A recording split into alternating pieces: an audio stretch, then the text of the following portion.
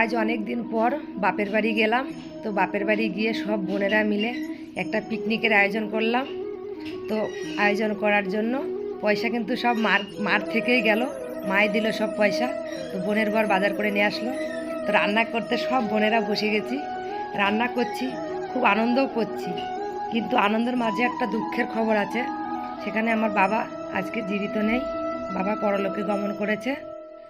বাবা থাকলে আজকের দিনটা আমাদের খুবই আনন্দের কাটতো, কিন্তু ততটা আনন্দ করিনি। মোটামুটি যাই হোক, নর্থ ইন্ডিয়ান মেথি চিকেন আর খাসির মাংস কষা তো রান্না হয়ে গেছে।